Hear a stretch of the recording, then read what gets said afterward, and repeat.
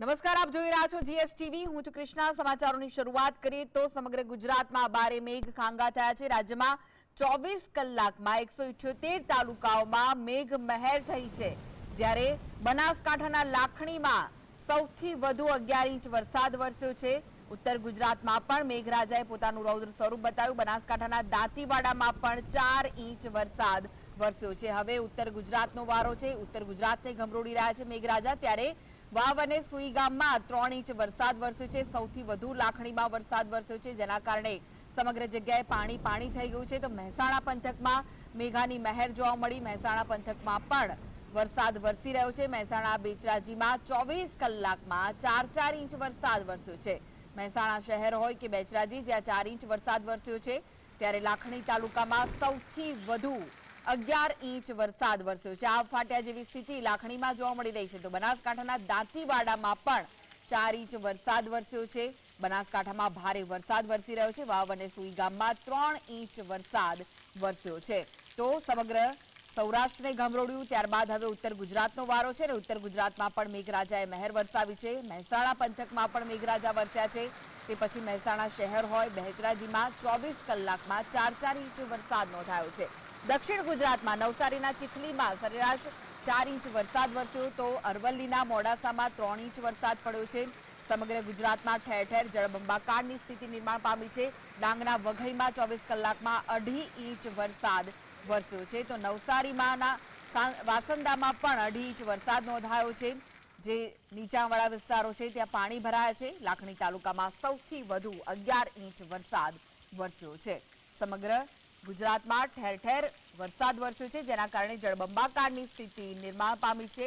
છેલ્લા થોડા દિવસોથી જ મેઘરાજા મહેર વરસાવી રહ્યા છે ગુજરાત પર. ત્યારે આ વિશે વધુ માહિતી માટે જોડાઈ ગયા છે સહયોગી કામેશ ચોકસી. કામેશ, જે રીતે મેઘરાજા મહેર કરી રહ્યા છે સમગ્ર ગુજરાતમાં, વાત કરીએ દક્ષિણ ગુજરાત, સૌરાષ્ટ્ર હોય, મધ્ય ગુજરાત હોય કે પછી ઉત્તર ગુજરાત ને કચ્છ હોય, સમગ્ર જગ્યાએ જળબંબાકારની સ્થિતિ જોવા મળી રહી છે.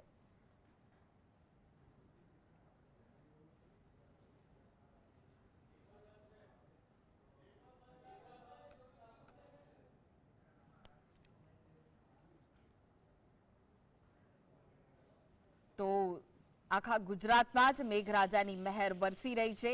દક્ષિણ ગુજરાતમાં પણ ભારે વરસાદ વરસ્યો. ત્યારબાદ સૌરાષ્ટ્રની સાથે જે દરિયાઈ પટ્ટો છે ત્યાં પણ મેઘરાજા મહેરબાન થયા અને ત્યાં પણ ધોધમાર વરસાદ વરસ્યો છે. તો મધ્ય ગુજરાતમાં પણ ભારે વરસાદ થયો અને હવે બનાસકાંઠામાં ઉત્તર ગુજરાતનો વારો આવ્યો છે અને ઉત્તર ગુજરાતમાં પણ ભારે વરસાદ વરસી રહ્યો છે. અનેક જગ્યાએ પાણી ભરાવાના અહેવાલ છે. ગઈકાલે જો ઉત્તર ગુજરાતના સરહદી વિસ્તારો છે ત્યાં પણ ભારે વરસાદ વરસ્યો હતો. નડાબેટમાં પણ જે રણ વિસ્તાર છે ત્યાં પણ નવા નીર આવ્યા હતા અને ત્યાં પણ પાણી ભરાયેલા જોવા મળ્યા. ત્યારે જે લાખણી પંથક છે, લાખણી તાલુકો છે, ત્યાં પણ 11 ઇંચ વરસાદ વરસ્યો છે. 11 ઇંચ વરસાદ વરસતા જ આબ ફાટ્યા જેવી પરિસ્થિતિ નિર્માણ પામી છે. વધુ વિગતો માટે ફરી એકવાર જોડાઈ ગયા છે સહયોગી કામેશ ચોકસી. કામેશ, જે રીતે ગુજરાત પર મેઘરાજા મહેરબાન થયા છે, સમગ્ર જગ્યાએ જળબંબાકારની સ્થિતિ જોવા મળી રહી છે. બિલકુલ કૃષ્ણા, ચોક્કસથી આપણે જણાવી દો કે 24 કલાકની સ્થિતિની જો વાત કરવામાં આવે તો 24 કલાકમાં મેઘરાજાનું રૌદ્ર સ્વરૂપ જોવા મળી રહ્યું છે ને જેની સીધી અસર 24 કલાકમાં બનાસકાંઠા પંથક ઉપર જોવા મળી છે. કારણ કે બનાસકાંઠાના લાખણીમાં 24 કલાકમાં સૌથી વધુ 11 ઇંચ જેટલો વરસાદ પડ્યો છે. અનેક ગામો સંપર્ક વિહોણા થયા હોય તેવો અહેવાલ અત્યારે સામે આવી રહ્યો છે. આ સાથે જ સ્થાનિકોને ઘણી હાલાકીનો સામનો કરવો પડી રહ્યો છે. કેટલાક રસ્તાઓનું જે કનેક્શન જે છે તે પણ છૂટું થઈ ગયું હોય તેવો અહેવાલ અત્યારે મળી રહ્યો છે. ખાસ કરીને બનાસકાંઠાના અંતરિયાળ ગામોની જો વાત કરવામાં આવે તો ત્યાં આગળ વાહન વ્યવહારની પણ માઠી અસર જોવા મળી રહી છે. આ સાથે જ વાત કરવામાં આવે મહેસાણાની, તો મહેસાણામાં પણ 24 કલાકમાં ખૂબ સારો વરસાદ નોંધાયો છે. 24 કલાકમાં મહેસાણા શહેરમાં સરેરાશ 4 ઇંચ જેટલો વરસાદ નોંધાયો. આ ઉપરાંત શક્તિપીઠ બેચરાજીની જો વાત કરવામાં આવે તો ત્યાં પણ 4 ઇંચ જેટલો વરસાદ પડ્યો હતો. નીચાણવાળા વિસ્તારો જળમગ્ન થયા હોવાની વાત સામે આવી હતી. આ સાથે જ વાત કરવામાં આવે બનાસકાંઠાના અન્ય તાલુકાઓની તો દાંતીવાડામાં 4 ઇંચ વરસાદ નોંધાયો છે. વાવમાં 3.5 ઇંચ જેટલો વરસાદ નોંધાયો છે. સુઈ ગામમાં 3 ઇંચ વરસાદ પડ્યો હતો અને જેને લઈને કહી શકાય કે જળભરાવની સ્થિતિનું નિર્માણ થયું હતું.